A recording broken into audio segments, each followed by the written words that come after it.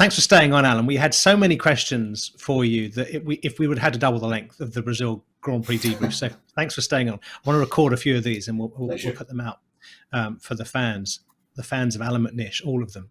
The first one is from Motorsport Maniac, and it says, to Mr. McNish, which is good, what's the most stressful race you ever managed as team principal?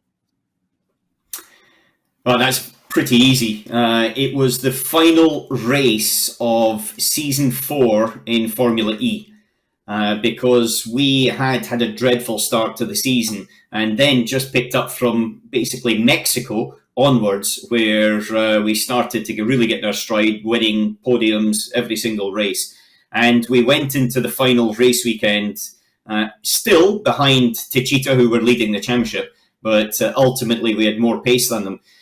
Both drivers, we had Lucas Di Grassi and Daniel Abt. They were about 7 seconds in the lead with about 3 laps to go, and they started wheel banging each other down the back straight because both of them wanted to win. And I was on the radio, obviously, requesting that maybe they should be a little bit calmer and a little bit more considerate. But ultimately, boys will be boys, as they say. But that was definitely very stressful, and we eventually won the championship by about a point or something. And so, that could have been hero or it could have been zero. And the difference between the two is sometimes just a millimetre or a tenth of a second. Was that Mexico 2019? No, that was actually New York. We won our first race. We won our first race in Hong Kong, actually, and then got disqualified because of a technicality on, there's a thing called a passport, and one of the numbers is like a barcode, and one of the numbers was wrong. And then we won our first official race in Mexico, and that was the thing that really kick-started our season, that first victory. And that's where I think it's about momentum and it's about confidence. But ultimately, when you get to the last race of the year, that's when you sometimes want to temper the confidence a little bit. Rewinding the clock a little bit to 2002, and a question which was what was your favourite part of being an F1 driver? I remember because I signed for Toyota in 2020, and the roadmap was there to do the test and development in the 21 year and then race in 22. And I remember phoning my father and saying, Dad, it's done. I've just done the deal, signed the deal. And that was a big thing because, I'd been testing with McLaren and Benetton beforehand, and it had gone away for a multitude of reasons. And then suddenly it presents itself and it's back on the table. And that was one part. If you talk about the best thing, I think that you could easily say, doing this, finishing that, driving the car. If I'm very honest with you, driving the Toyota in 2002 was a bit of a struggle. The car wasn't that good. And it was my first flying lap in the Renault the next year as the reserve driver. First flying lap in Barcelona was quicker than my qualifying lap in the Toyota from 3 months or 4 months before. Just showing you the delta between a team that was capable of winning a race and a team that wasn't. So I would say that, but I think what it did for me was it developed me as a driver massively. I learned a lot that you've just got to be a fighter, and that's something in the team, out to the team. You've just got to make sure that you keep your position. But as enjoyment, probably meeting all the different people that I met and working with them is at the end of the day. So do you think that the difficult experience driving an uncompetitive F1 car actually helped you when you got into a winning machine in the World Endurance Championship? Completely, yes. I think your bad years, and usually a year where you're struggling and the car's not good, that actually develops a mentality and a skill set that if everything is perfect, you never actually need, because the car does it for you and you're on that roller coaster and that momentum. But I've always found the difficult years, and I had one in 1991. I had one in 2002. I've got to say the Toyota years was not the easiest for Mika and I. And they were really good years for, I would say, reminding you that you're only as good as your last race, as my father would tell me if he thought I was getting a bit too confident for myself. And, you get a sudden bring down to earth. But at the same time, it shows that it develops that resilience inside of you, which is something that I think we see in Fernando Alonso, as we spoke about earlier on, a certain resilience just to keep on fighting. And you made a point there about the joy of, I think what you were saying was when you actually had the seat at Toyota Confirm, being able to tell your father that was one of the key points. Yeah. And I'm relating this to Nick de Vries. We saw, didn't we, when he got the chance to drive at Monza in Formula One, that his dad was there, and that same thing. And it's something that people from the outside don't necessarily see, that relationship between a driver and his parents coming up. At the end of the day, you start racing, or I did when I was 11, and Alex is the same with his son now. And you're traveling around. At the end, your parents give up a lot of their life to allow you to develop, I would say, your hobby, because it's a hobby at the beginning, it's not a career. And then afterwards, when it becomes a career, they're still there as part of the roller coaster of it. And it's an emotional roller coaster, I can tell you. And ultimately, that develops a certain bond. And that's where I think sport is fantastic from a family perspective. It can be destructive as well. But certainly I always, when I had hard conversations or hard discussions or thoughts, I would speak to my father. And I have to say that I was a hard critic to myself. But my God, Bert McNish was a bloody hard critic to me if he thought that I needed it. And he did at certain times, and there's a few times I disagreed, and we look back on it, and then obviously I agreed that he was correct, and off we moved on.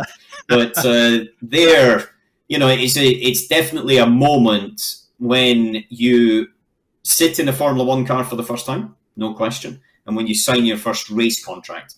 And those are two very key points. Ultimately, I've not had George Russell's first victory or a world championship in Formula One, but I've had them in other categories, and those are special moments, no doubt. I think the first F1 car you drove was when you won the BRDC Autosport McLaren thing, and wasn't it the McLaren V12? No. No, it was the car, that's correct. But I was actually a precursor. I was there when it was called the Cellnet Awards, which was before the McLaren BRDC Young Driver of the Year. And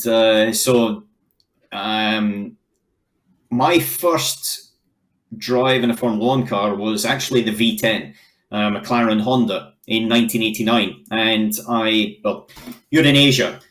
So I tested the car in Estoril, and on the other side of the garage was this guy called Ayrton Senna, who had just won the World Championship again. And then I jumped on a flight, went back to Heathrow, and literally connected on a flight to fly to Macau for my Formula 3 race in Macau. And so it was just literally before I came to Macau. And then the following year, I then did all the development with the V12 in preparation for 1991. Gosh, those are the good old days, weren't they? Did you ever have a pre-race ritual? I did, and then I realised that actually it's rubbish. And the first time you don't win the race in your pre-race ritual, then you realise actually it's not. Suppose the pre-race ritual that I did have, that I worked out, was walking around a lot in the lead up to a race. So I was never static. Especially on the grid, I would always walk around, and that way people couldn't come up and speak to you. And so it allowed me to get into my mental zone, because I wouldn't have Matthew Marsh coming up with a microphone, sticking it in my face and saying, "Hey, Alan, what about this?" Because if you're static, people gravitate towards you. If you're moving, they don't want to disturb you. And that allowed me, and especially in a sports car pit lane, it's different in Formula One because it's very restricted, but sports cars is much more open, and they allow everybody onto the grid, that it was just mass mania. And that was my pre-race ritual, never stop walking. Never stop walking, I like it. Which was your favourite, or which is your favourite racetrack? Suzuka, Japan, without question. Love that place. I spent a lot of time there with McLaren, the Honda days and everything else, but in every single car I've driven, it has always been a test, and it's got an edge to it. It's narrow. It's if you make a mistake, then it penalises you to a greater or lesser extent. And I think the place is fantastic. Good. Let's talk about Audi a little bit. Will Audi compete again in the 24 Hours of Le Mans with the new LMDH cars?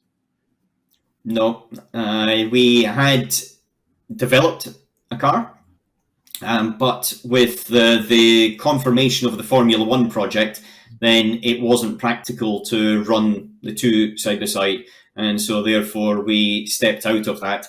It was developed in conjunction with Porsche, and that was part of the group strategy. And so Porsche will continue with that program. In fact, they've got their first race in Daytona next year in January. And it's a new era because you've got LMDH and LMH. So you've got this hypercar class with a whole load of manufacturers in there. And I think it's going to be pretty exciting. And I have to say, personally, I was a bit sad that we weren't able to do it, because I very much would like to have had the challenge of going back to Le Mans, not just as a driver, but also, as part of the team. And actually, that's another question that we had, which was, if Audi did return, hypothetically, would you go with them? Well, not as a driver, that's for sure. In fact, it's 9 years ago, I think next week, from when I retired and last drove an Audi LMP1 car. Incredible. And so therefore I think there's probably a lot better drivers to put in the cockpit. But yes, as part of basically running the team, yeah.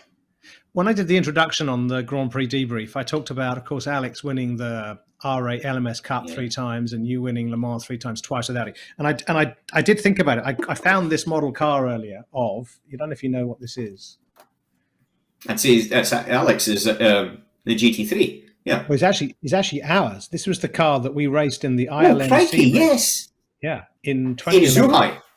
In Zhuhai. And I think there's two things I remember about this. I think the first thing is it was the first time Audi had won an international race in China. I think something like that. I might have that wrong. It will be, yes. Yeah. No, I think that's right. Yeah. And it was Alex Union, Marchie Lee, and myself. And the second thing I remember is that, and it happened a couple of times in my racing career, that you'd be on the track at the same time as I, and that I would somehow manage to get in the way of the one person on the track that I didn't want to get in the way of. I went one way and you went the other, and I almost put you on the grass. And I thought, I can't believe it's McTavish again, driving me crazy. Yeah, but that is 2011, as you say, in Zhuhai, and it was really the opening up of what we see as a world championship and what we've got coming up at Le Mans in 2023 with the centenary, with the sort of hypercar class and all the manufacturers. Because I've got to be honest, when we had that ILMC, I never believed that it would be able to explode to what it has done. So they've done a very, very good job at the ACO, and also LMEM, which is the promoter company delivering it for them. Absolutely. Alan, it's been terrific fun having you on both the Grand Prix debrief and for you staying on for this extra chat. Thanks very much for your time. Thank you very much, and I hope all your fans and followers out there have a very good final race in Abu Dhabi of the season, and look forward to seeing you in 2023.